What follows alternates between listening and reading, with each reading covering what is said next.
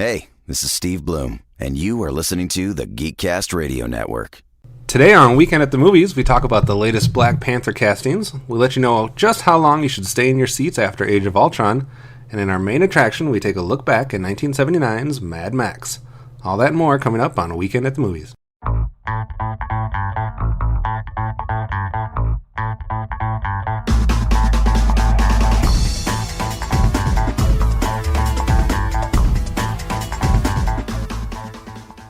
That's right, it's another episode of Weekend at the Movies. I am one of your hosts, Optimus Solo, and joining me today is not Movie Revolt Dan, because he is in Miami on a beach doing absolutely nothing, or at least that's what his Facebook post told me. And Matt is also out this week, so that means we are left with myself and making a podcast debut special guest here today. You know her on Twitter as Hard Candy Mandy. It's my girlfriend, Amanda. Hello. Thanks for having me. And this is the point of the show where we usually talk about how the week has been going for everybody that's involved. And that would just be super awkward for me today to do that because I know exactly how my week's been going and I know how my girlfriend's week's been going. So we are going to skip that part so we don't feel weird, as this is also the first time ever recording a podcast that I'm sitting side by side with someone. So we'll see how many cuts and outtakes come about during this whole process. But in lieu of talking about how the week's been going, we're going to do what we normally do, which is take a look at the box office from last weekend, which everybody knows how that went because it was all about one movie, and that would be Furious 7, which broke the record for April weekend openings. It actually beat Captain America, and it came in with $147 million in just one weekend. So in one weekend, it easily jumped past just about every movie that's their total gross for the whole year. So Furious 7 in first place. The animated film Home went from the first spot down to the second spot, brought in another $27 million, so it sits right below the $100 million mark. Get Hard was number 3. Cinderella stayed at the number 4 spot. And Divergent Series Insurgent dropped from number 3 down to number 5. The only other somewhat major opening was Woman in Gold, which opened at number 7. Amanda, are you surprised that Furious 7 beat out everybody this weekend? No, because Vin Diesel told us it was going to be the greatest movie ever of all time. So I'm just going to take it as face value because Vin Diesel said it. And everything Vin Diesel says is apparently going to come true. It shouldn't be too much of a surprise for anybody. Actually, when we did our box office predictions at the beginning of 2015, Dan, Matt, and I all had Furious 7 in our top list. We did our top 15. I had Furious 7 come in at number 8 for the year in 2015, and Matt and Dan both had it coming in, obviously, ironically, or whatever, at number 7, since it's Furious 7. So we all predicted it to be a top 10 movie this year, so we'll just have to see how close that gets, because if you look at the year now, it is also the leader for the year. So far, it has brought in $183 million. So in its first week, it has jumped to number 1 for the entire year of 2015, which dropped Cinderella down to the second spot with $172 million. 50 Shades of Grey staying at number 3. And SpongeBob, number 4. Those are all above $160 million. The only other films so far this year that have made over $100 million would be Insurgent, the animated film Home, and Kingsman: The Secret Service. So we'll have to see how long Furious 7 holds on to that spot. Probably a little less than a month, since we'll have the Avengers release in May that will obviously destroy those numbers. Looking ahead to stuff coming out this next week, though, we'll have to see if Furious 7, how many weeks in a row it's going to stay on top, because I would say, based on what's coming out this week, that there's nothing that's going to unseat it at least this next week, unless The Longest Ride has a much bigger following than I would expect. That preview gave me the feels. The feels. Nobody knows what that means. I can't explain it. You just got to feel it. So I don't think The Longest Ride will take Furious 7 out, so that should be staying at the number 1 spot for at least a couple more weeks in a row until it gets some actual competition. All right, so next up we'll get into our news segment, and we've done it a couple different ways in the past, but since it's just the two of us today, we're just going to go down all the list of geek-related movie news, starting with the idea of Gremlins remake, which we've talked about previously on Weekend at the Movies in different months, but apparently it has gotten a new writer, and that might have more people interested. I know you have seen something else that this writer has done with The Last House on the Left. Yes. And did you like that movie or not? There's a whole scene, and I'm pretty sure a lot of people feel the same way. I have to fast forward through it every time. It's just that brutal. There's just so much about it that's wrong, and I just can't get through it. I know that if you put some horror into that, mix it in with the Gremlins, and call Did you it a say day. put some horror into that? Horror. Oh. Horror into that. I know it's supposed to be a, somewhat of a horror movie, but nothing along the lines of Gremlins, that's for sure.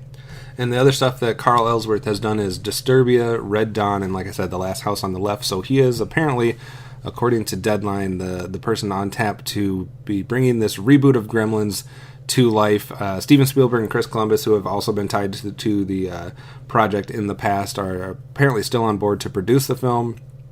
So we'll have to see as more news comes out for a Gremlins remake. You can let us know if that's something that you want to see remade or not. It could make a good topic for a Talking in Circles reboot, sequel, or destroy for Gremlins. So we'll have to see what happens there. And I'm wicked excited about it. You're wicked excited? Wicked excited. On what level of the excited scale would wicked excited land you? Probably an 11. An 11? Yes. What's better than wicked excited? I don't think you can get better than wicked excited. Like, what's one level below it? Pretty awesomely excited. Pretty awesomely I don't know, excited. That feels like 3 levels below it at least. Could be. I'm not a good gauge. Wicked excited for Gremlins. I really liked the Gremlins movies back in the day, so I'd be interested to see what they do with it. And the next news story should be right up your alley, as we apparently the news is even trying to cater to our next week's experience as we travel down to Florida to see the Wizarding World of Harry Potter. So Harry Potter news. Well, or at least the actor that played Harry Potter. So Daniel Radcliffe apparently tapped to play the Grand Theft Auto creator. First of all, didn't know they were doing a Grand Theft Auto movie. I don't know why anybody cares to see the backstory about Grand Theft Auto. Why do they need to make a film about that? You would think, if you said they're making a Grand Theft Auto movie, you would think that they're just like bringing the video game to life. But apparently, they think there's some deep and controversial and dramatic parts to the behind-the-scenes story of how it became a game. I don't know. So Daniel Radcliffe apparently negotiated to play Sam Houser, the president and co-founder of Rockstar Games, which obviously created Grand Theft Auto. And it says the film will focus upon the conflict between Rockstar and a Florida attorney who campaigned against the violence depicted in the game. With how Doom went, I don't even care. I'd much rather this be the video game brought to life than the Facebook version. What was that? Then the film? Social Network? Social Network, yeah. That was a good film. I didn't see it. I didn't see it. But I don't... Like, you're making a movie about video games, which is going to appeal to a certain audience, but then you're not making it about the stuff that audience is going to like. Like, how many, like, cinephiles or people that really dig, like, the backstories of certain things and the dramatic things are going to be attracted to something based on Grand Theft Auto? I don't know. That's weird. And the people who care about Grand Theft Auto aren't going to be caring about the making of it, I don't think. I don't think so either. They just want to see the senseless violence and bashing hookers with bats and stealing cars. I mean, who doesn't? I guess. I didn't say that. I'm about to be slapped. Moving on. Getting into some comic book stuff, because we have to do that every week, and that's talking about something I teased in the opening with Black Panther. Now, obviously, we've already known that Chadwick Boseman, who some people will remember from 42 when he played Jackie Robinson, among other things, most recently, and we know that he's already on tap to play Black Panther. But the news story today is about who will possibly play his father, and the name getting thrown around is Ernie Hudson, who most people will remember from the Ghostbuster franchise. Do you remember Ernie Hudson at all, or are you too young? Are you kidding me? I'm just kidding. Jesus. So, what words can I say and not say on this podcast? 'Cause you I have can a say anything. Few choice words. I for say you for that. anything. We're not rated G. He's probably one of my favorite Ghostbusters besides Bill Murray. That's legit. Dan Aykroyd, he's okay. Well, who's the tall guy with the glasses? I always forget his name. Ramus? Yes, Harold Ramis. Cool. This guy though, he is the token black guy, and I'm not hating it. So obviously he is being rumored to play the part of, and I don't know comic books. I don't even know how to say this guy's name. Let me try it. King T'Chaka. That sounds like something from Land of the Lost. So yeah, I mean, I don't know. I don't know if it's supposed to be a comedic character or not because I don't know anything about Black Panther. So it doesn't seem like, based on pictures I've seen of Black Panther or this realm, that there's much comedy involved. Well, look at that guy. Put a toga on him and the jewel headband thing. He's good. He's golden. Then he would have appeared in Exodus, Gods and Kings last year. No. His voice, though, seems booming and commanding. And look at that jawline. That just says King all over it.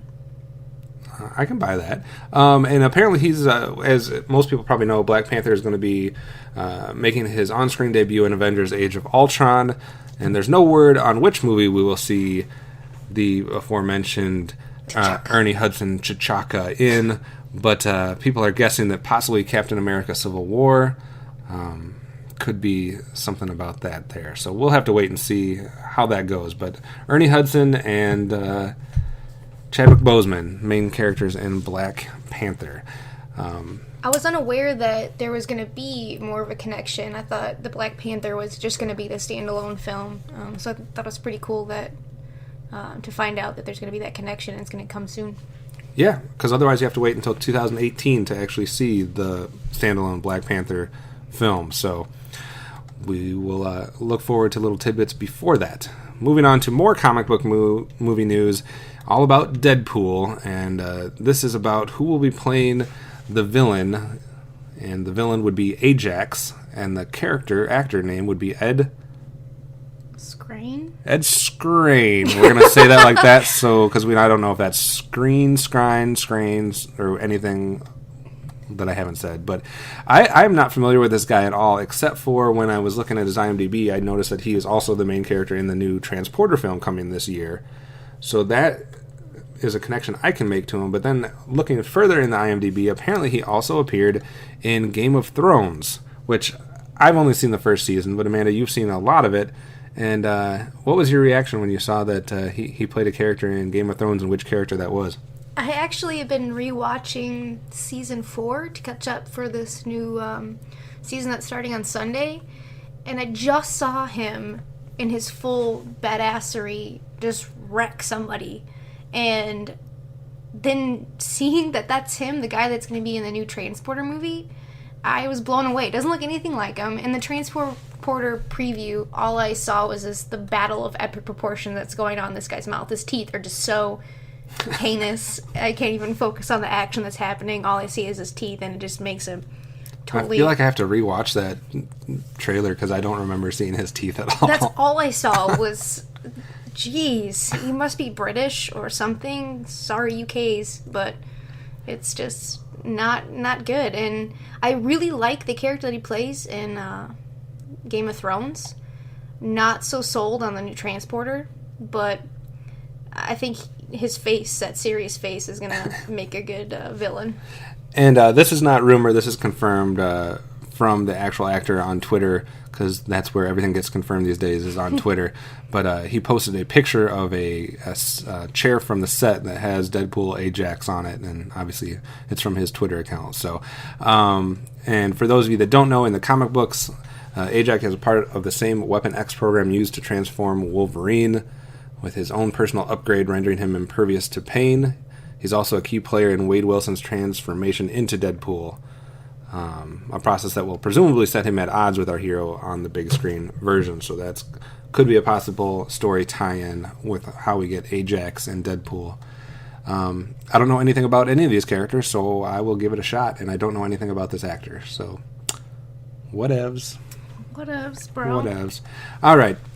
Let's just keep going with comic book movie news because that's what everybody wants to hear about. That's what I want to hear about. And we tease this one in the intro as well, and also random timing because it has a connection to something that you experienced recently.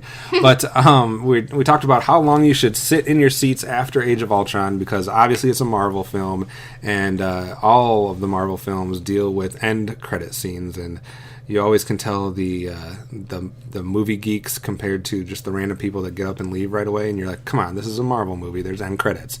And most recently, you usually get multiple end credits because there's usually like they do the main cast real quick, like put their names on the board as credits, and then you get like an end credit scene, and then they actually roll all the credits, which for Marvel movies seems to be like 25 minutes worth of credits, and then you get like a little comedic end credit scene. Well, this week Joss Whedon is saying that there is no Age of Ultron end credit scene, and then immediately everybody on Twitter is saying they don't care, they're going to stay the whole time regardless because they don't believe that. Now they're not saying there's no end credit scenes at all. There will be a mid-credit stinger according to the president of Marvel Studios, just not the second one at the very end. Interesting that we bring this up because apparently you are one of those people that don't sit for the end of the credits when you saw the original Avengers. They psyched me out because I saw that one and I didn't stay until the very end. I thought, we're good. They got me on that one though. And the other day I rewatched Avengers just in lieu of Age of Ultron coming out, and the credits popped up and started rolling, so I did too, and bouncing around the kitchen, and all of a sudden this scene pops up, and it was everything that I have ever wanted to see. I loved like, screw the actual movie. I just want to see these guys sitting around eating food. It was amazing. I wanted to be there eating a burger and some onion rings. You wanted to be this Tony chick in the Stark. back that's like mopping up the floor. No, I'd be right here between Thor and Tony Stark, just getting I don't think it they'd in let my you burger. right there. They would. There's only one girl at that table. And we would be besties, dude. Like, I wanted to be here for Halloween for years. Her best friend? You wanted to be her best No, I friend wanted for to be Halloween? her for Halloween. I don't mind. I actually appreciate if they're telling me that I don't need to stay for the 25 minutes worth of credits, and if they're lying to me, then I guess the joke will be on me, because I don't mind not staying that long, especially when they're usually just a little brief scene. You can catch it on the DVD release if you have to. Well, the egg was on my face for That's this true. one, so We'll see if I get egg on my face for this one, but I'll watch till the mid-credit stinger, as he says it, and then we can depart after that. Unless maybe the movie theater will be packed and we'll be like in the best seat ever, so we'll have to wait for everybody anyway. which is normally the case. Yeah, that's normally the case. I loved the after Guardians, the little snip with Howard the Duck. Oh, spoiler alert! What? Just kidding. They're not In case anyone hasn't seen Guardians of the Galaxy yet. in a world. That's not this one. Yeah, exactly. And last piece of news, we're checking off all the little check boxes as far as weekend of the movie requirements, and that is also getting in some Star Wars news. Yeah, that's what we have to do. So Star Wars, the digital collection set for an April 10th worldwide release. We brought this up. I wanted to also bring this up because we kind of talked about this different Star Wars releases and kind of sitting tight and waiting to see what happens a couple weeks ago with Matt and Dan. And apparently a digital collection coming out here as we're recording this here this weekend. So not necessarily the version that everybody has been wanting to come out, but still a version that's going to include a lot of special features. I'm not going to go into all of them, but there are deleted scenes on all of them. I don't know if that's deleted scenes that are not included on other versions of these films, or if they're like somehow new deleted scenes, so I'd have to do more research into that, but they definitely all have a bunch of special features included on there, but I myself don't necessarily need a digital copy, so I will just wait for some other type of version, because like the article says, this is the year of Star Wars, so this is just the beginning, so we're probably going to get all kinds of other releases as we get closer to December. There's going to be some kind of Ridiculous box set. Yeah, there's going to be like stuff that comes out right before, like in the end of October, that'll be like Black Friday bonanza stuff, so I will wait and see what other stuff we get this year. But for those interested in wanting a digital copy, you can get it this weekend and enjoy Star Wars in all the different formats possible. They're actually advertising the digital copy on this watch-a-thon week on demand It's all about Watchathon this week, which I didn't know was a thing until 2 days ago. I'm killing it. You're killing it. I'm missing it in all ways, shapes, and forms. But eventually I will get my Watchathon on. All right, as for trailers this week, there was a few that came out. We won't talk about all of them, but I'll list them. These are the ones that are going to be listed on the website as well, so you can go to the episode page there, click on them, watch them, and give us your thoughts. But the movies that had trailers drop this week was The Gift, which is Jason Bateman. Jason Bateman trying to be dramatic. I wasn't hating it, though. I think it's going to be interesting to see him in a serious role, because even his humor, he's very serious when he's being funny, so we're going to see his serious side without that serious humor side. Yeah. I mean, I like the suspenses. I'm a sucker for suspenses, but we'll see. Seems like there's some stuff in Jason Bateman's past that he's not wanting us to know about. Then there was let me see if I can say this right, sci-fi romantic thriller entitled Aurora, starring nobody. This has bad written all over it.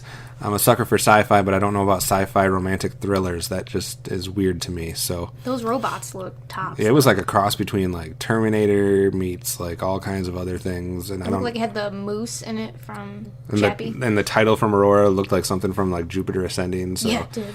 This could be combining a whole bunch of bad things together. I don't know. But that came out. The trailer for the documentary about Amy Winehouse.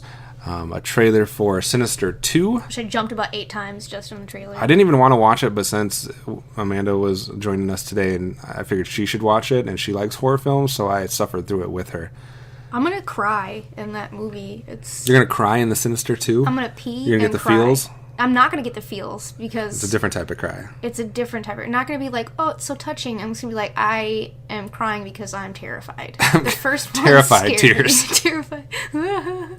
The first one scared you? I did not see the first one. It's going to be like that. little girls walking through haunted houses, tears. I don't know if I've ever experienced that. I have. All right. So if you want to cry like little girls walking through haunted houses, check out the Sinister 2 trailer. Also a trailer for Brave Town, which... I don't even remember them. That was Josh Duhamel. Okay. As you told me I should pronounce his name. It's Duhamel, bro. Josh Duhamel playing like a psychiatrist. But it has Havoc in it from First Class. It does, and it looks awful. But that might give you the feels. It's not going to give me the feels. It might give you the feels. What might give a lot of people the feels is me and Earl and the Dying Girl. I know there's been a lot of buzz about that. It's had everybody talking at the different festivals that it was released at. I think Sundance especially. Dan talked about it a few weeks ago that he was excited about it and that it when it kind of got a release date. And that has a lot about a bunch of different movies. I mean, it feels like it's... I don't know. It feels like it's been done before. I mean, I know it's going to be different, and it's going to be a different style and different, aesthetics and everything. But it seems so much like The Fault in Our Stars, or like A Walk to Remember meets Eternals. But it seems like for some reason, like it's like in vogue. Is that how you? I'm not Madonna. Don't worry. It's like fashionable these days to do movies about kids dying of cancer, which is awful. It's awful and depressing, and I'm not. But I've loved some of those movies, but I don't know if I need Which like. is why you saw them by yourself in the theater. Yes, as I see a lot of movies by myself in the theater. Not lately. Until I met you. And my best friend Joel hates you. That's why he went to go see It Follows with Oh, me. my God. I stole him. We're getting into some drama here, folks. No, I'm just kidding.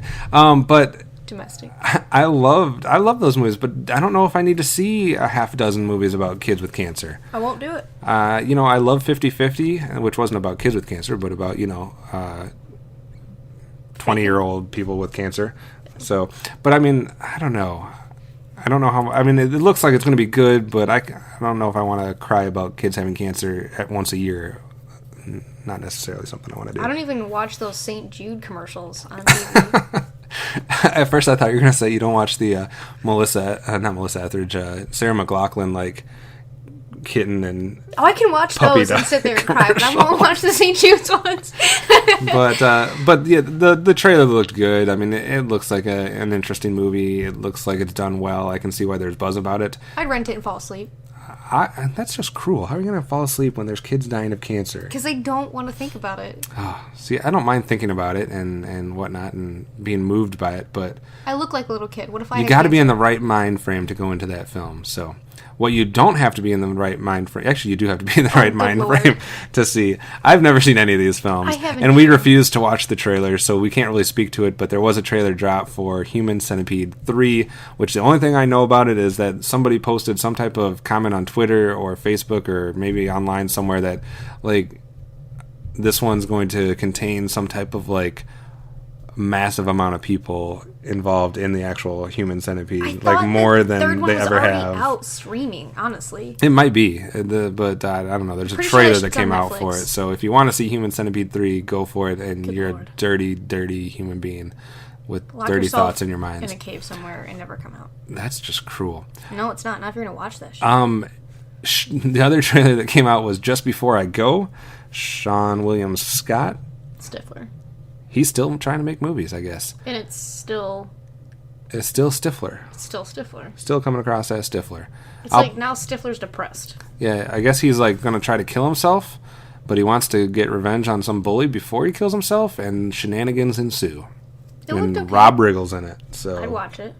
And David Arquette, I believe I saw somewhere in that trailer. David Arquette? Yes, I'm pretty sure he was in the trailer. So that just tells you what kind of quality Just Before I Go is. Maybe it'll have a few laughs in it. I don't know. And then, of course, Russell Madness for the Air Bud fans. There's a trailer for that out there. We don't need to talk about that. I thought it was cute. You would.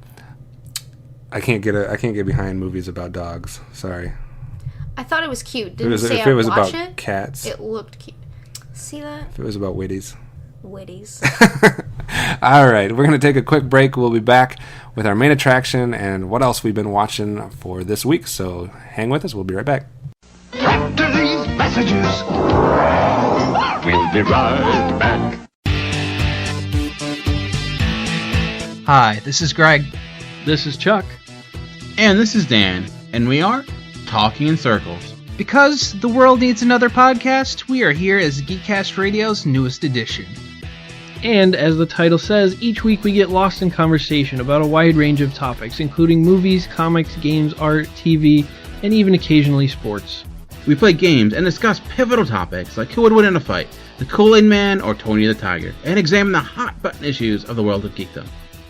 We keep things fresh by taking timeless topics in new directions. We are simply three friends having a fun time talking about life's most fascinating foibles. Stay connected with us every Tuesday on iTunes or at geekcastradio.com.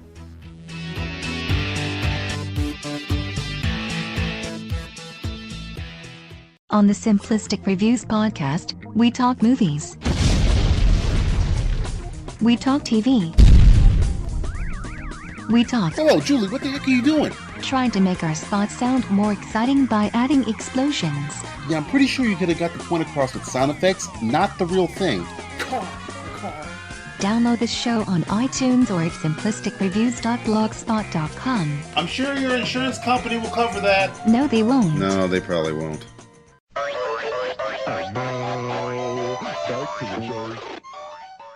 All right, thanks for sticking with us, and it is time for the main attraction. But before we get to our main review for today, we're going to talk about what we've been watching this week.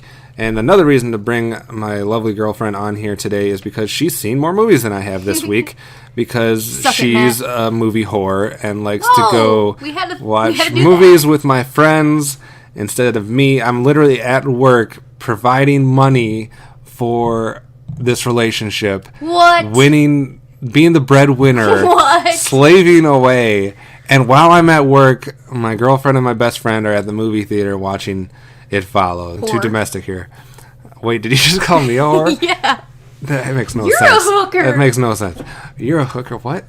Anyways, so let's start with her and let's get into some of the movies she's seen, because I've seen no movies independently this week. I've only seen the movies that she's seen, and then she's seen films that I haven't seen, if any of that makes sense. So start with, let's go back first, before we get to It Follows, because I have a feeling you're going to have some things to say to the all the other podcasters out there that are talking about It Follows, and how you either match up or don't match up with their opinions. But let's go before that, because everybody seemed to avoid the animated film Home. And I have no idea why. And everybody kind of wrote it off. I don't know why either. I don't know what it was about it. I don't know if it was the trailers or Rihanna possibly, but it was one of those, even from some of our podcasting friends who really like animated films, it seemed like they just wrote that off as that's going to be terrible. I did not see it, but you also saw it without me. But what was your thoughts on Home, and do you think it was better than people are giving it credit for? Absolutely. After I finished, I immediately wanted to go right back in the theater and watch it again, which rarely happens. I loved it. I feel like the animation was akin to Cloudy with a Chance of Meatballs, as far as like the use of color and just how awesome things looked. Even like dust particles were amazing looking, and the people looked great, and detail was amazing. The boov, which are the little alien dudes. I'm sorry, what did you just say? The boov. Oh. Boobs do not dancing. She's been quoting this film for at least 2 weeks now, folks. But I think they were so adorable, and they were so well done. Their little ear tentacle things were multi-purpose. No, they were like these little swirly little tentacle things on the sides of their heads. Your hand motions that you're doing on your head here make for great podcasting, by the way. Everybody can see that. They don't need to. They can just feel it.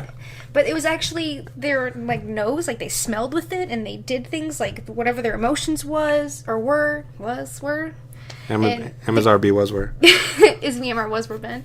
And then you could see what they were feeling based on like colors and patterns that their bodies would go into. Even what's the Bazinga guy's name? Jim Parsons. Mm-hmm. I'm not even a big fan of him, and I just felt like the way that he spoke was so adorable. I loved it. I felt for him instantly. The part that Rihanna plays, their relationship that they build is so cute. There's a kitty in it, and it's perfect. It's the whole movie is just awesome. Okay, so you talked about the animation and the visual parts of it and the voicing. What about a couple of different questions? Number one, what about the actual story / plot and that element of it? Was it something that was kind of bland or been done before, or was there something unique to the story that you liked, or was it more so just everything else about the film that you liked? I thought it was pretty unique. Even the way that the typical alien takeover was happening, it was completely different. I had never seen it done like that before. Just the way that this alien race comes in, you think it's just going to be like a takeover, or like from the preview, what I got from it was this lone alien coming to Earth, but it really wasn't that at all. And then even the bad aliens that are coming, it's not what you think it is. Okay. They're not as evil as you think, I guess. And what about from an aspect, because a lot of times animated films have to try to strike a balance between having stuff that the kids are going to like and having stuff that the adults are going to like. Where does this one fall? Is it more kid-friendly? Or is there stuff in there that, like moms and dads would find appreciation into? There's definitely some things that mom and dad can relate to or understand that kids aren't. Just even like with the urinal tablets, I don't even know what you call them. When he's like, don't eat the blue mints. Yeah, that was in the trailer. Kids, I don't know if kids are going to get that. Obviously, little girls aren't going to know about those. And then there's one of the slushy flavors is Busta Lime. Like Busta Rhymes, like Busta Lime. And they bring it up over and over again. There's just a couple of examples that I can remember off the top of my head that I know little kids probably aren't going to relate to and get, but I thought they were funny. And was Rihanna's character annoying at all? No, they really made it so much like her that there was like impossible for her to screw it up, like some little girl from Barbados feeling all weird living in America now. Okay, well, I know that you like animated films, And we'll be doing our look back at the top 10 animated films of the decade so far in another month or so, since we just did our comic book film one. And obviously this wouldn't qualify since it's the next half of the decade. But in rating this one, as far as on a scale of 1 through 5 stars, where do you think this one falls, and what does it compare to, if you're looking back at some of these other animated films that have come out recently, where does it stack and rank? I want to give it 5 stars. 5 stars. I liked it that much. I don't think that there was anything about this movie that I would have. You wanna on your first appearance on the movie podcast, you want to bust out a 5-star review. I'm letting it all hang out. I'm busting out the 5 stars. 5 stars. I'm a brick house. All right, so 5 stars for Home. Well, let's get to the other one you saw without me, being right. It Follows. Now, before you go, chicken shit. You won't see movies. It's not because I'm a chicken shit. It's just because I generally don't enjoy them. I'm not scared of them. I'm not the one that's going to need someone here to keep them comforted. I after did you watch roll them. over several times that night and was expecting to see one of these manifestations. Let's keep this rated G. Let's not talk about what you're rolling over and seeing in the middle of the night. You mean your mouth hanging open? Wow, putting all the business out there. All right, anyways, so there's been a lot of buzz about It Follows. The guys over at In Sessions were raving about it. Everybody on Twitter is raving about it and saying how amazing it is. Rotten Tomatoes is I think it's still holding like a 95%, 94%, somewhere in there. So it's very well reviewed. And in a month that didn't offer a lot of great films, talking about March, a lot of people point to this as probably one of the hidden gems or one of the under-the-radar films that was so great. It's even been mentioned as the best year of the movie thus far. Or what did I say? Best year of the movie? Best movie of the year? Best movie of the year. Yeah, people have been throwing it in that conversation already. So when people are doing their half-year list here in June, it probably is going to make a bunch of people's list. I didn't see it, so I have no clue. But what was your main reaction? First, let's go to what you said, what you texted me, and I think what you put on Twitter there. What was your reaction as the movie ends?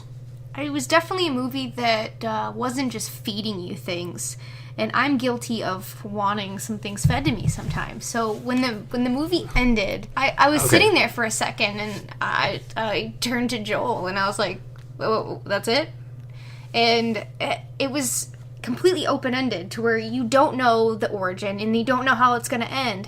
And normally I can handle one or the other, but it's both. So I was sitting there just thinking, is this it? And the more time after the film that I had and the more time that I spent thinking about it, and then especially after I listened to some podcasts about it, I was able to appreciate the movie a lot more. But while I was in the moment, I think I was so in the moment that I just wanted more of it to happen. I didn't know how I felt about it at the time. So are you wanting to see a sequel? I don't know if they really need to make a sequel. It would basically have to be the same movie again unless they actually went into the origin. But there's so many good names they could have. It's Still Following, or It's Still Walking at You. It Follows More. It Follows Again. Yeah. I don't know. But keep going. If they did do another movie, they would have to do something where they either found the origin so they could stop it, or something. But so you really would have rather seen something about its origin? I would have liked to. I don't think the movie requires it. I would have liked to have seen, just because I'm curious about things like that, and I like to see the origins. And you never really, they never tell you or explain what it is. You have to try to figure that out yourself, and you determine what you think it is. And I think on the In Session podcast, one of the guests called it the ST Demon. I heard that somebody was saying that it's more than just about an STD, which I have no idea what that means or what that's in relation to, and I'm scared of the movie now. Just because the whole thing is passed on via sex. Right. I get it. Okay, I get it. So you saw this with my one and only friend there, Joel. Do you remember what his reaction was when he came out of the theater? Do you think he liked it or disliked it? I think he liked it. At one point, he did tell me that to sit back. He's like, just sit back. It's okay. Like, I was literally on the edge of my seat, and he made me sit back. What a good friend there. We did have to share some laughs about the amount of bush. I thought you were about to say that we had to share some, like a drink or some popcorn, and I was going to get kind of angry at you. No, I was sipping on my own raspberry Fanta, and I'm pretty sure he had, like, some weird Coke flavor. He always tries a bad Coke flavor, like the Coke with the orange or the one of those million flavors, and he never likes it. He did. I've never found him to pick one that he actually likes. Yeah, but we did have to share some laughs about the amount of freaking bush that's in this movie. I'm sorry, I don't know what you mean by that. It's okay. I wouldn't want to either. Is it as good as everybody says it is? Yeah, I think it is. It gives you a lot to chew on. Best movie of the year that you've seen so far? You just gave Home a 5-star review. Is it better than Home? I can't. They're too different. I can't put them on a level. Is it better than Kingsman? I don't know. I really liked Kingsman, but Is it better than Cinderella? Dude, yes, it is. It's better than Cinderella. At first, I was like, "Why is this?" Cinderella. I did, but this movie, I just love the genre. I love the horror genre as much as it scares the bejesus out of me. And as much as I was paranoid throughout this whole movie, I liked it. All right, so how do you rank it out of 5 stars? 5 stars. I'll go to a 3.5, 4. 3.5, 4? Good. It sounded like you were giving a much raver review than that. What do you mean? Like I should have given... You liked it better than everything else. I've scared her from giving 5-star reviews, so she follows a 3.5. I could change some things, and I would change something. In Home, I wouldn't change anything. So there's my rationale. All right. And I did really appreciate the minimalism that it used, because see, we're using big words here now that we got Amanda on the podcast. Minimalism. We're becoming an upper class movie review podcast. So I just classed this shit we're up. leaving True Bromance in the dust here. We're no longer on their level. We've leveled up. That's what we do. That's why I brought you here. Earned experience points. And experience points and all kinds of different things. Leveling up and making it classy here. It was like these shots, and there wasn't even anything directly scary going on or anything scary in your face, but because you knew that thing was always coming, you would see the shot. And I found myself a lot of times not even looking or paying attention to what the main characters were saying, because I was looking for this thing, and I'm like, why aren't you freaking out like I'm freaking out right now? I feel like it would have been entertaining just to watch you watch this film. But, all right, getting into a couple films that I guess I can talk about that we both saw together as we've been keeping track week by week here as we make it through our Harry Potter marathon to prepare for our vacation next week. Mm-hmm. We got 2 more movies off of the list here. So we saw Harry Potter and the Order of the Phoenix and Harry Potter and the Half-Blood Prince, which means we're down to 1 book / 2 movies, because that's how they do things. That's how we roll. That's how they do things these days, split stuff into 2. So we saw those 2 films. Obviously, we're dealing with an older group of kids now. We're not just dealing with the youngsters anymore. We're not dealing with... It's the puberty time. Yeah, we're not dealing with the kid-friendly stuff. We are dealing with some weird-looking kids, though. And some snogging. Snogging's involved, and weird pubescent children that are going through all kinds of changes and looking. They're some of the ugliest kids. They're British kids. No, but literally, take Daniel Radcliffe, who plays the Weasley kid. I don't know his name, the actor's name. Now you're gonna make me brain. Okay, so the Weasley kid, Daniel Radcliffe, and then take Rupert Grint. You almost lost all of your Harry Potter points and your street cred for when we're walking the streets of Diagon Alley. You almost lost all of that cred. Dude. I just gained some because I know Diagon Alley is a place. Might. But Rupert Grint, Daniel Radcliffe, and who plays Malfoy? Tom Felton. Tom Felton. Those are 3 of the ugliest human beings I've ever seen in my life. Especially if you take their years between like 11 and 15 or 17. Like, those are not attractive human beings. And you can notice with their hair, like, they all have the same awkward length of hair or sloppiness about them at one point, and now they're all clean cut. But I mean, like, I realize everybody goes through their awkward phase when they're growing up, and going through their puberty thing and all that other stuff, and finding their stuff, finding their look. But these guys, which you just mastered last year, right? Did I? You're still working on it. Look at these pants. Please. I've had this facial hair since I was like 14. I believe it. I've been 6'2" since I was 14, so it was painful. But no, these 3 individuals were not even they weren't even cute kids like when the first movies are out and they're like 9 or 10. Like, these were ugly kids, and now they're just ugly teenagers. I don't know. Anyways, besides that, though, as we're saying, this is a little bit darker, a little bit more delving into the backstories of different characters, and it's not as kid-friendly, so I really appreciated that out of these two films. And I think they were both vast improvements over Goblet of Fire. I don't know why you hate that. I don't care how many times I've seen it. When Cedric Diggory's dad just starts wailing, I lose it. But if you take the last half hour to 40 minutes out of Goblet of Fire and just watch the rest of it, it is easily the worst Harry Potter film there is. Without that last half hour to 40 minutes where it gets deep and Harry and the guy who shall not be named and all that stuff. Hater. I don't want to see these guys at a school dance. I like that part because then it took it out of just being so stuffy at school all the time. The it showed acting that they were was actually so bad kids in that. And teenagers. The acting was so bad in that. Outside of the only legitimate kid actor in this whole franchise, probably. Well, maybe 2. Well, there's probably more than that. Emma Watson, and there's been a few other like side characters, but I mean, Rupert Grint in those scenes is terrible. Like he's not good. He's a little shit in that one. Oh man, I don't know. A jerk face. I just didn't like most of what was going on for the first part, but that's not the movie we saw. We're talking about Half-Blood Prince and Order of Phoenix, which I think are leaps and bounds better than Goblet of Fire. Which one do you like better, the Half-Blood Prince or Order of the Phoenix? The Half-Blood Prince. I think I would probably put just a slight notch. I think they're very close to the same. Like I would put so far, I would put these two as well as I'm going to get all the names confused, but the second one, Chamber of Secrets, and the third one, or the fourth one. Which one was the other one I liked? You like Prisoner of Azkaban, which is the third one. Yeah, Prisoner of Azkaban. I'd put Prisoner of Azkaban, Chamber of Secrets, and these two as so far as the top half. How did you feel when Sirius died? Spoiler. You just broke somebody's heart out there.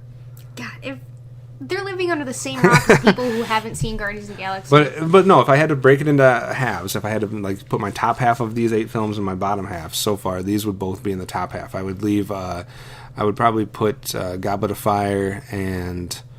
What's the one that you like so much? Prisoner of Azkaban, bro. Oh, I'm getting them all confused now. I do love Half-Blood Prince, though. I think that, if in contrast to the book, I feel like for me, being a fan like of Harry Potter, I have to take them as 2 different monsters, the books and the movies, and I love them both.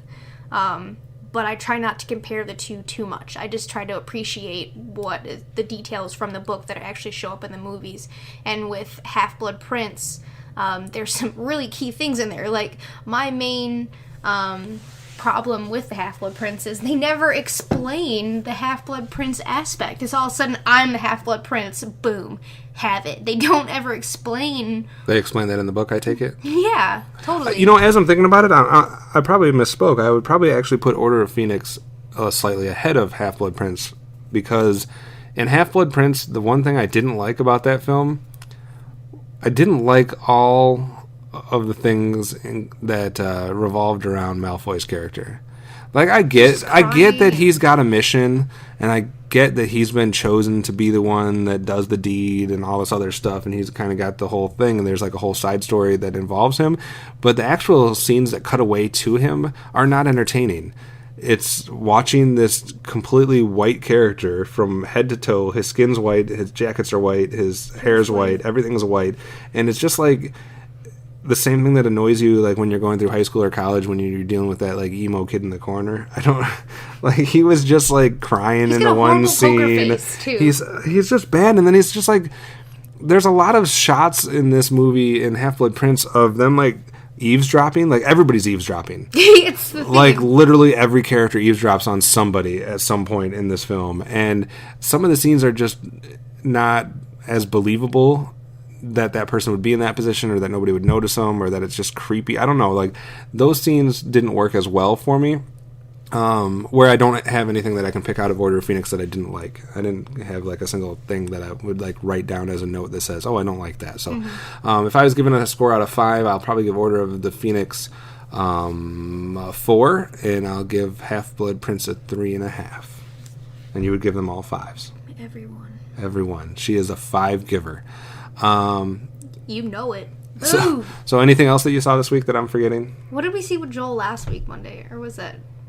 What are you talking about? We went to the movies with Joel. Yeah, we talked about that last week. That was The Gunman. You Right? saw that with us? Yes. Okay. Yeah, we talked about that last week, and I thought it was 2/3 of a great movie, and then completely awful for the last third. I wish people could give reviews on just the first 2/3 because I would like to hear that. Like if I could have someone. Even watch No, it. but I want to pay. I don't want to pay anybody. I want to convince one of these other podcasters to literally watch 2/3 of a film and then stop. Like they can't watch the last third. Like with Focus, but flop it? Yeah. Like you can watch the first 2/3 of this film, and then I want you to stop watching it, and then I want to hear your review on that film, without being tainted by the last third. So that would be interesting to me.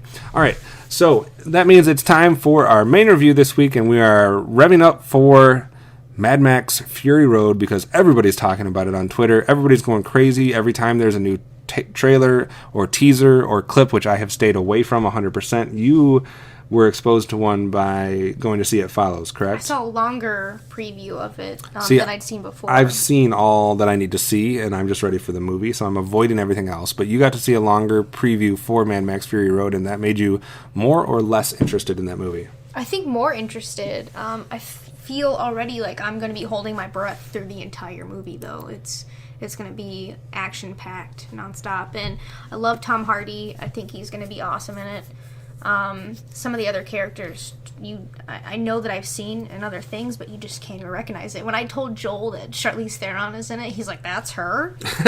He was completely shocked. But I'm excited about it. I think that it's over the top, and I'm not hating that either. No, I think it'll be a breath of fresh air for some people that give you an alternate thing to watch besides the comic book films, the superhero stuff, and everything. So, and all the other science fiction. One more reboot for everybody. Yeah. So in getting ready and preparing for Fury Road, we're going to do a series of reviews, kind of spattered through the next few weeks and months leading up to that. So we're starting with the original 1979 Mad Max. We will get to the Road Warrior and the Thunderdome film, Beyond the Thunderdome, a little bit later. And I think those two films will have a lot more in relation to a lot more similarities and connections that you can draw between, especially Beyond Thunderdome, to what they're doing with Fury Road, it seems like more. Yeah, because in this one, there's still little, pockets of normal life, it looks like. Yeah, this one doesn't feel like, and I haven't seen these films in a long time, so maybe I'll change my opinion and what I'm saying as we go through and watch the other ones. But in watching this one, it has a very different feel from what we get later on. And I see why when last year when people were talking about The Rover with Robert Pattinson and who played the main character in that? The guy from Count of Monte Cristo. Yeah. And I can't think of his name. Guy Pearce? Yes, Guy Pearce. Crushed it. With Guy Pearce and Robert Pattinson, I can see, because before people were just referring, like they were seeing Rover and they were saying, oh, it has a lot of connections to Mad Max and whatever. And I was just thinking Mad Max in terms of like, oh, the franchise. And to me, I wasn't getting it. I was like, oh, because it's this post-apocalyptic world, like I don't quite understand the connection. In rewatching the 1979 version Mad Max, there is a lot of things similar to those two movies that I wasn't picking up on before. Because when people were saying Mad Max, I just figured franchise. I wasn't thinking this specific movie. Mm-hmm. But there is a lot of connections to this movie, including probably even more scenes that make absolutely no sense whatsoever to why they're being included in this film. Like there's times in this 1979 Mad Max film where you have absolutely no idea why a scene or why a line of dialogue or why an action is even taking place. It's very bizarre in that respect. I don't necessarily think it takes away from the movie, but there are moments that are kind of... now, don't put me on the spot like that. I have to. I can't think of a specific thing, but there's different things like shots back to the police station where there's... there's the... I still don't have any clue why, and maybe I'll need to rewatch this when it's not so late at night, but there's the one scene of what seems to be his commander or his chief, his police chief, for lack of a better term, because I don't know what kind of force they were. CO. Yeah. And talking about some type of inner deal or inner workings with some other guy in the police station, and how they need to, like, it seemed like they were trying to set up to go against this Mel Gibson's character. Was I awake? I don't know if you were awake or not at that point.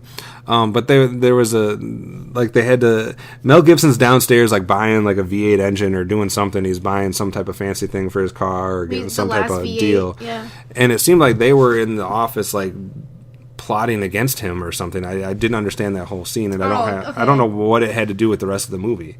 Like, maybe some type of, like, little minor detail that I missed out on. But this is the only one out of the franchise that I remember anything from, so I don't know if it's going to even connect to anything later, or they just, I don't know. Yeah, I didn't feel like it had a big purpose in the plot. But, I mean, obviously this film does a good job of setting up the character of Mad Max and kind of giving you the origin of Mel Gibson's character. Obviously he starts, as this officer for this police force, you think he's which going has to a call different other name. female officers sugar tits?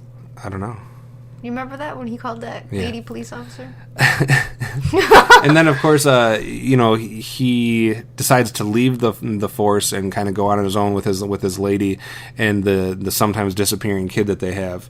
Yeah. There's also forgetting about their kid all the time. There's many scenes in this film where there's no explanation whatsoever about what happens to this kid. Like, Mel Gibson and his woman are off doing something, and the kid's not there, and then, like, the next scene the kid is there, and it's not really explainable. But it does a good job of setting this character up. He's with the police force, he leaves, goes on his own, goes out with his woman, but obviously, like, all these types of stories gets dragged back into the drama and the action from this motorcycle gang. And there's a lot of cool action, there's a lot of cool chase scenes, there's some cool death scenes, I guess you would call it, but nothing compared to what's going to be popping up in Fury Road. No, probably not. I guess my biggest problem with Mad Max is, I get that we've established that this is like a post-apocalyptic world, and I get that we've established that when you're off on your own or out in the streets or the wilderness, that you're clearly not safe. And that's a very dangerous situation, especially from these street gangs. But what I don't get, and maybe a lot of people just give it a pass because they don't want to know or they don't think they need to know, but I'm someone that likes to understand motives. That's why I had a big problem with Shredder and Teenage Mutant Ninja Turtles in that angle. But connected to Book of Eli, like, what motivation did some of those marauders have, or whatever you want to call them? Like, they're just out there to hurt some people. Right, but to me that seems like, I don't know, I find that almost as a weakness in the writing. Because I need to know, like, it's got to be more than you're just out to hurt people. Like, I just want bloodthirsty, cavemen that we got to go club her on the head and get our pleasure from her or whatever. That's fine as far as motivation goes, I guess. But, or, if it's like a certain item is, in strong demand, like whatever, oil or water or tires or whatever it is. Like, if they were after his engine in his car, I don't know, like, tires are in short supply and they drive everywhere, they need these tires, I don't know, something that, like, has some type of value. Like, if they were after that, which I think we do get in one of the future Mad Max films, or we've gotten in other post-apocalyptic films where, there's a strong demand for a certain item, so if you have that, you have to, take care of it, or people try to steal it from you. But these guys are just simply out, apparently, just to rape, pillage, and kill. Because they can, I guess, because there's nothing stopping them, and some men just want to watch the world burn. I guess, in a world. But I don't know. So I have a slight problem with the motivation from the street gangs here. And they definitely are employing some dumb officers in this police force. Good lord.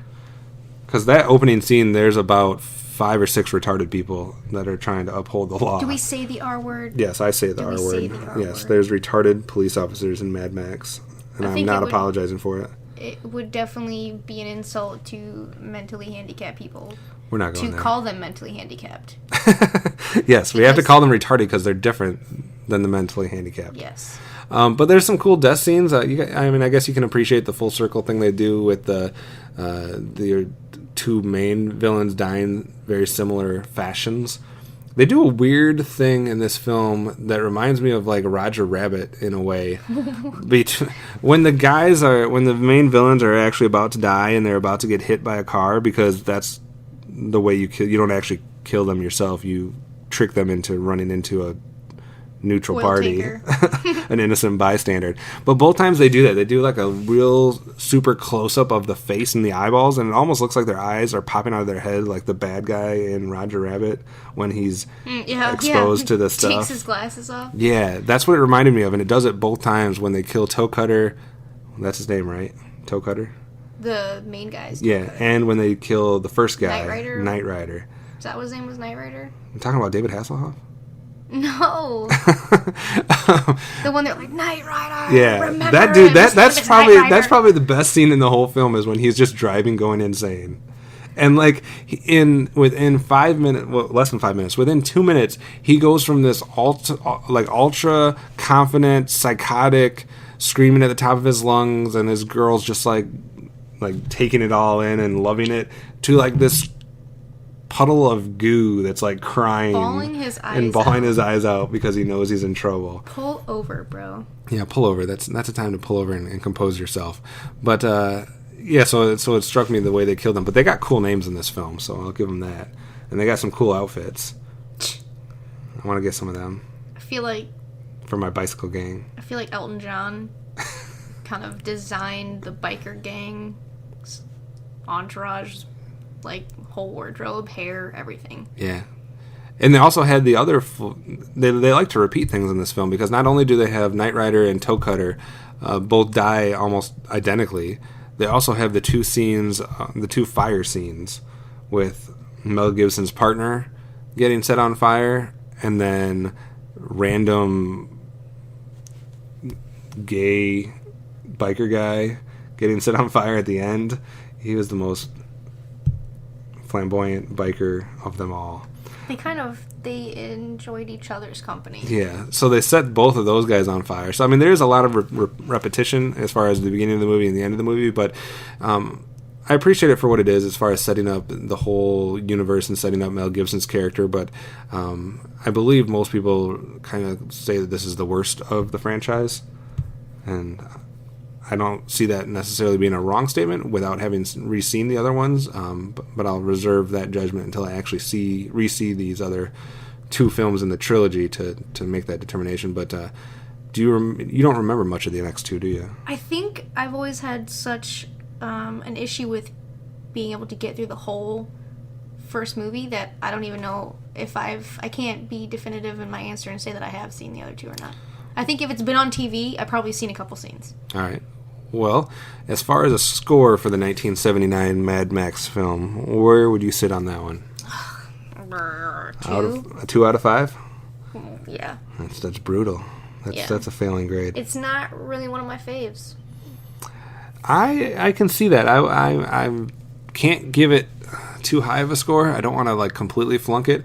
I'd probably sit somewhere around 2.5. Maybe 2.5, somewhere in there. I'm either right with you on 2, or I'm at 2.5. I always use halves because in my mind everything's on a 10 scale. So, but since we do a 5 scale, it's my way to cheat. So like 2.5 would be a 5, and 2 would be a 4.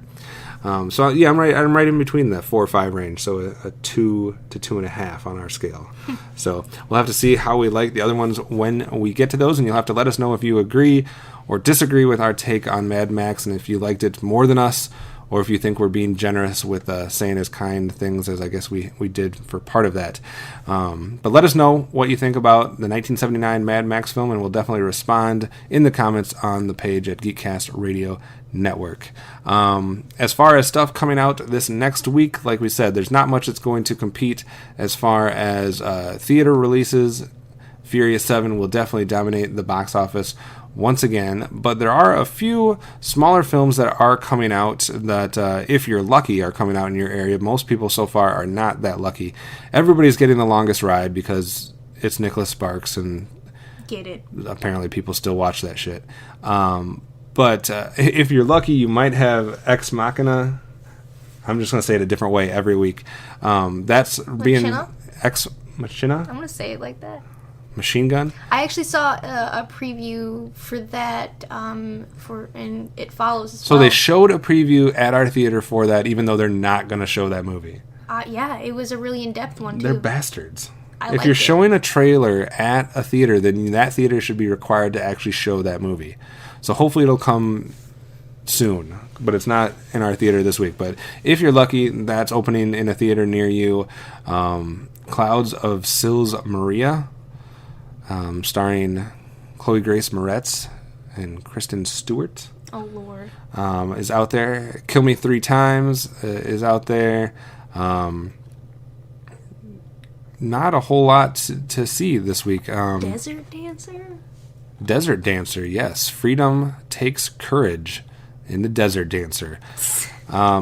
So I don't know. Maybe go see something else that our theater is actually bringing out some stuff that wasn't available prior, so that's going to be a bonus for us. There's stuff like Danny Collins and a few other smaller films that weren't released initially that are coming to our theater, so it might be a good time to check your local theaters and see if some of those smaller films are trickling in, or like I said, if Ex Machina, I'm just gonna keep it with that one. If that is coming out anywhere near you, I would go see that. That would be on my list to go see. I was not really that You're into silly. seeing that, and then I saw that preview, and I'm like, this is now amazing. you're on board. Well, I don't know if I saw a really good trailer for that, and then now I'm totally on board. It looks really fucked up.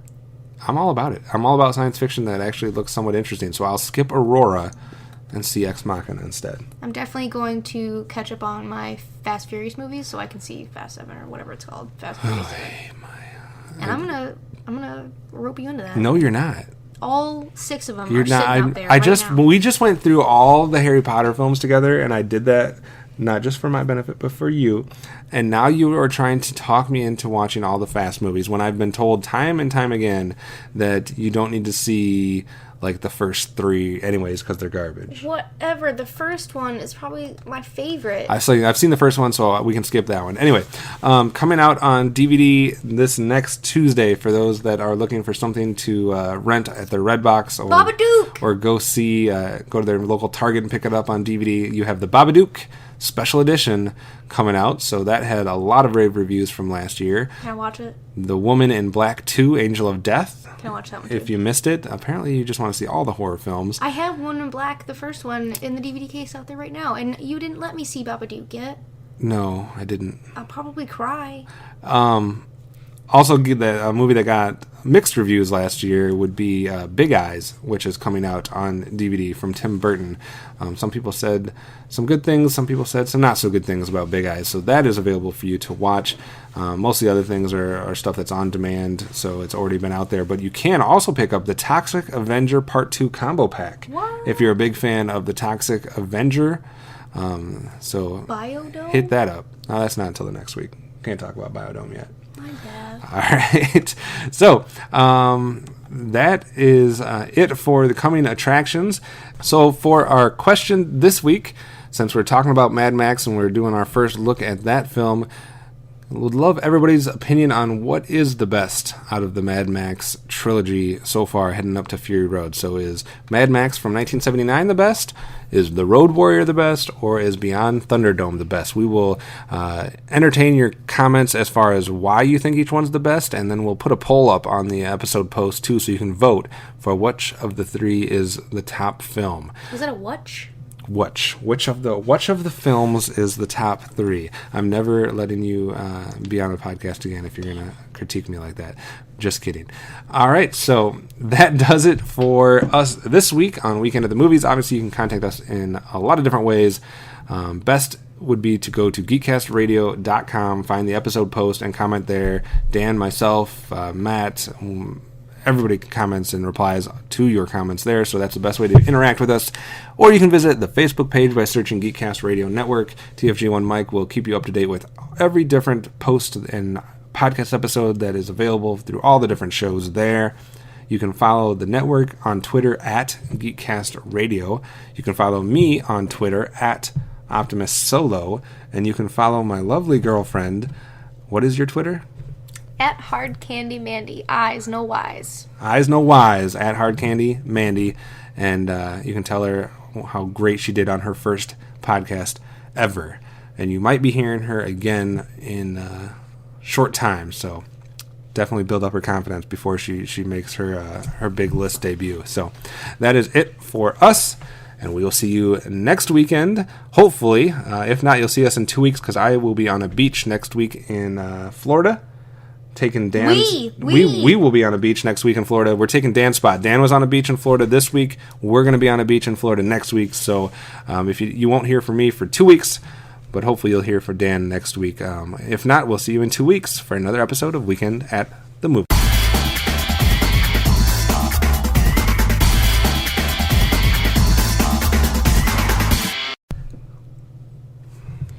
You threw me off because I heard your voice. All right, hold on. Whoa. You can't pet the kitty when we're trying to give our question for next week. What should we ask? For a question? Yeah, what should we ask for a question? What's on your agenda for next week? That's a lame question.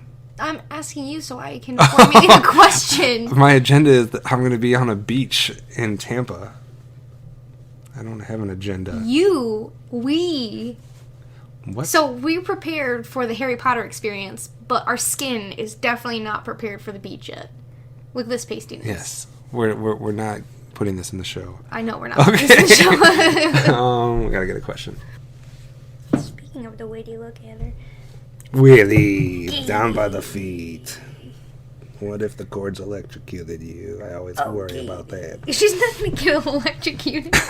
Are you grounded? Do you have rubber paws? She's got those little pads on her feet. They're not rubber. Jesus. Woody, don't listen to her. She doesn't have your best interest at heart. You smashed her in the door. I didn't mean to smash her in the door. I didn't mean to close her in the door. I would never smash her in the door. She made a weird sound that wasn't pleasant. Oh my god, it scared me. It sounded like you crushed her. I thought I did for a second. Freaked out. Anyway. Moving right along. Bam. Bitches. We did that. Anyway.